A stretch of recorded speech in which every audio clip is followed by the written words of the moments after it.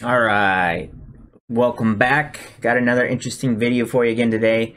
I'm going to touch on some news relating to Ripple and some more stuff covering central bank digital currencies, of course, as I'm sure you might have already seen today. But anyway, start things off. Financial giant SBI to run its first security token offering in October. Okay. So SBI is considering tokenizing assets like real estate and fine art in the future. SBI is planning to run its own STO, allotting shares of SBI Esports, the company's new esports gaming arm. Cointelegraph Japan reports October 9th. The coming STO will be conducted using iBet, a blockchain platform developed by digital security startup Boostry.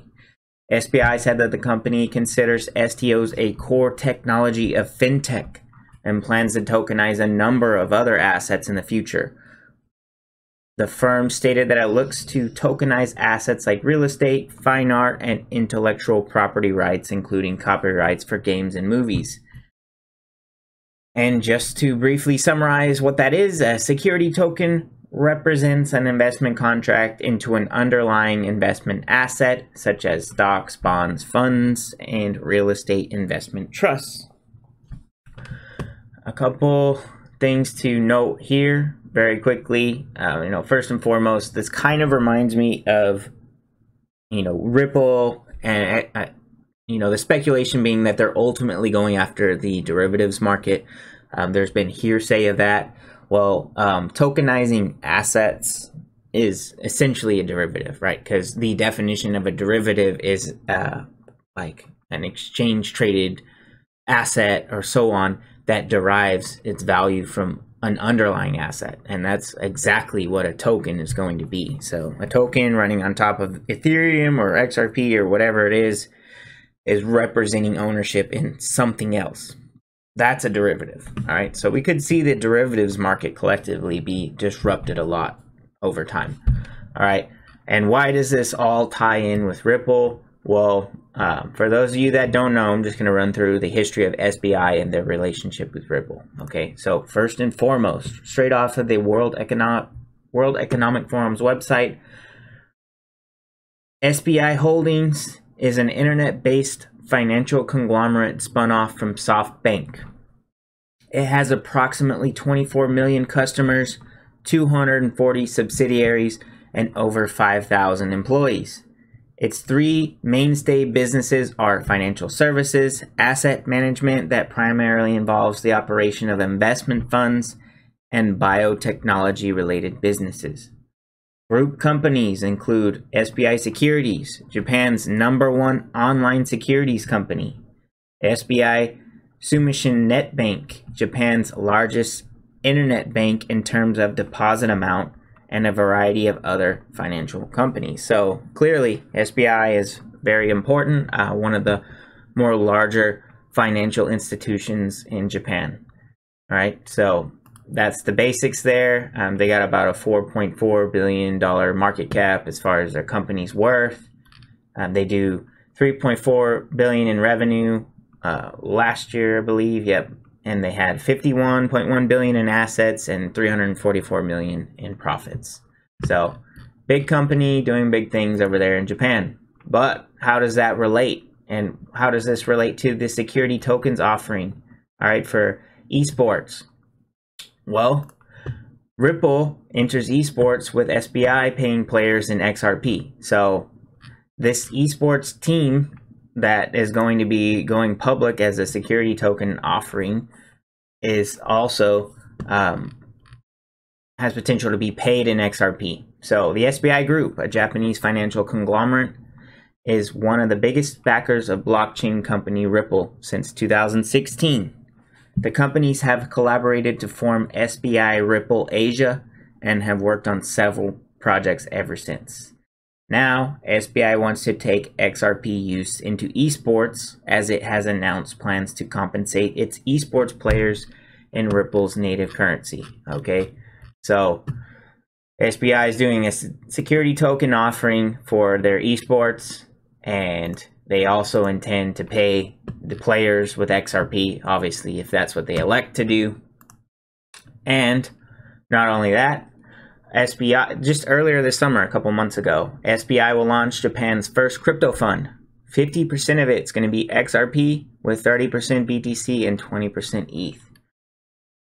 The fund will be targeting private investors and will be implemented with the help of a still secret partner. All right, and as I mentioned, so it's just going to be an exchange traded fund or investment fund for private investors, and the bulk of it is an XRP allocation. So clearly SBI is very bullish on XRP as a whole, and they are a partner with them. All right, and not only that, just last year at the end of the year, they announced that they were planning to offer dividends in Ripple's XRP as well. Yesterday, Japan's SBI Holdings revealed that it is to offer bonuses in XRP, Ripple's blockchain-based token, to shareholders. We decided to increase the interim dividend and at the same time decided to present the virtual currency XRP as an intermediary shareholder benefit program, explained SBI's release. All right. Last but not least, just wanted to, this came out in April as well, so you can see all the ties here with SBI and their, their leverage over in Japan as well. So the second largest bank in Japan will sign a deal with SBI Holdings to offer digital banking services available on smartphones. SBI will accept an investment from SMFG, which is Sumitomo Mitsui Financial Group. All right, but anyway, so they're going to accept an investment from SMFG to create a new $1 billion fund to invest in companies involved in digital technology. The new fund will explore areas for investment like fintech, blockchain, and 5G. SBI is a firm with a known affinity for the cryptocurrency XRP. Their chief executive officer, Yoshitaka Kitao, is a member of Ripple's board of directors as well. All right, so as you've seen with Ripple plugged in with the IMF, or the World Economic Forum, the European Central Bank, they have met with Brazilian central bankers as well. I mean, they are connected all around the globe, and they might be most deeply connected to Japan, quite honestly, outside of the United States. I don't know, maybe even on the surface they have more connections in Japan than they do in the US, to be honest. But I'm sure you get the picture here. SBI is a big financial institution over there in Japan, and they are doing everything they can to propel XRP into a mass adoption point. So there you have it. That pretty much covers that as far as the news reflecting SBI. So another thing I wanted to touch on really quick is this article just saw. These are the end days for crypto criminals and a good riddance. So this article basically talks about a few things I covered in my last video. I'll go ahead and put up in the right hand corner for you.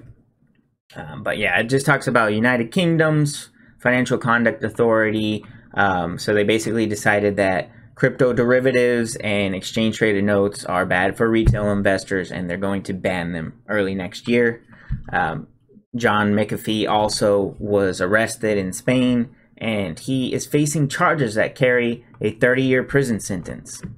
All right, and lastly, they just talk about the CFTC filing a civil enforcement action against BitMEX. So I'm sure you guys already heard about all that as well.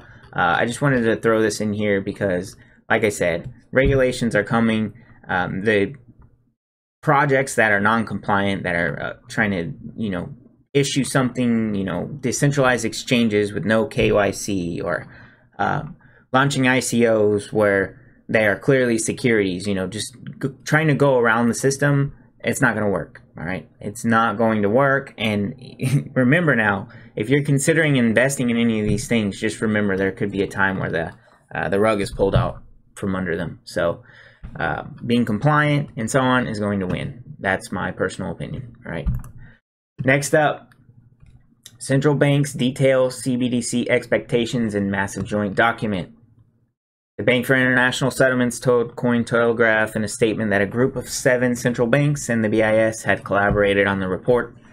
identifying the foundational principles necessary for any publicly available CBDCs to help central banks meet their public policy objectives. They also had to make note here that China is not involved with this report at all, and that they're basically they make it sound like China's going rogue, pushing forward with their own plans for CBDC, and so on. So the Bank of England, U.S. Federal Reserve, and Bank of Japan sit among the governing bodies involved in crafting the document titled Central Bank Digital Currencies, Foundational Principles and Core Features. All right. They say the report is not about if or when to issue a CBDC. Central banks will make that decision for their jurisdictions in consultation with governments and stakeholders, but none of the central banks contributing to this report have reached a decision on whether or not to issue one. All right. Let's look at their definition or components of a sound CBDC. They say it includes convertibility, convenience, security, speed, scalability, legal soundness. As I mentioned before, it's got to be legal, guys. You're not going to circumvent the laws, all right? They're just going to keep hitting this home until everyone gets it.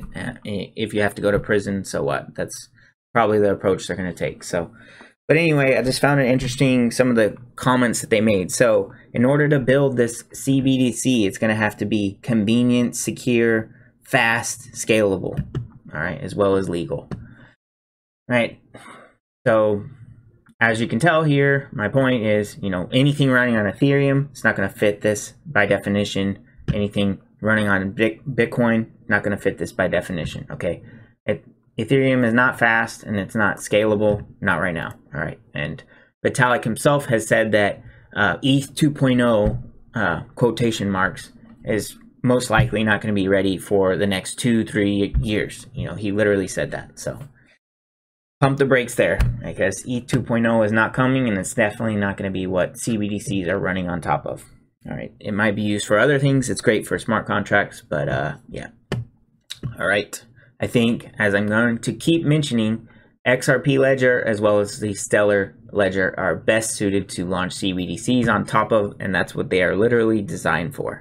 I think in the end, the XRP Ledger is going to be used more for running assets on top of, kind of more of a replacement for the DTCC, whereas I think Stellar is going to be more geared towards retail CBDCs. So that's that. Got another article for you talking about how Bank of Japan is going to be doing their digital currency proof of concept. This talks about the same thing. The report that came out from the Bank of International Settlements. But the interesting part about this article is it is geared towards addressing that, due to the nature of Japan's geography, it's prone to a wide range of natural disasters, including earthquakes, tsunamis, floods, typhoons, cyclones, and volcanic eruptions. So what Japan wants to get down to is that, offline use in times of system and network failures, as well as electrical outages being important, right, for these CBDCs, right? Because if there's natural disasters, they want to know that they can still move money around the world. So they talk about how are they going to address this issue and so on. The main options we have now, as I've mentioned, is you can send crypto transactions over radio waves, I believe, as well as they say here, Blockstream satellite network. And keep in mind, Elon Musk and his Starlink project are building out an entire new internet infrastructure as well for the world. So I think that all ties in with how we're going to move money around the world and how we're going to plan ahead for natural disasters not being able to disrupt that. So, and last but not least, they said that the countries that worked on this report together were Japan, Canada, the UK, Sweden, Switzerland, and the European Central Bank, as well as the United States Federal Reserve. All right. More Japanese news. Don't really need to dive deep into this. Just once again, an article hammering home the narrative that we are afraid of China because they are so far ahead. So, senior Japanese official fears China being first mover in digital currency. Okamura said that China's digital yuan initiative is moving at a relatively fast pace, First mover advantage is something we should be afraid of. All right. Despite a number of countries actively researching and piloting CBDCs, China is apparently winning the CBDC race so far. All right, Sweden and Bahamas have also launched tests of their own, but no concrete results have been provided so far. All right, so China's so far ahead with their crypto and their central bank digital currency. That's the narrative, and I think that they keep hitting this home because you know, if they keep saying China's ahead, China's ahead, China's ahead, it's going to put it into people's minds that we need to take action, right? But we've already known that. I just think that the idea is earning the trust, or maybe even instilling fear into the citizens to think, oh, we need to act. So government leaders in Japan, US, and so on are saying we need to act because China is moving fast and we're in a technology cold war with them. So, all right, that about covers that. Yep, that's all I had. So I hope that was interesting and informative. As always, please like and subscribe, share with your friends and family, and stay tuned for the next one. What is a cashless society? What does it actually mean in a literal or high-level sense? Money will become like these, relics of a different age, and will only be found in places like this. In other words, hard cash will disappear. It will become electronic, transferred by things like these. Then Tracy is in Beijing to show us what a nearly cashless society actually looks like. Ben, good morning. Mobile payment transactions in China reached a cumulative total of 277.4 trillion RMB in 2018, ranking #1 in the world, according to the recently released statistical report on internet development in China. As of June 2019, online payment users in the country reached 633 million. The cashless society is now approaching. When's the last time you paid with cash? Well, chances are cash has taken a backseat to the plastic in your wallet and smartphone pay apps. Denver 7's Ryan Luby explains the digital pay revolution and why not everyone is on board. The cashless society, the cashless society. The cashless society. The cashless society is now approaching. The cashless society.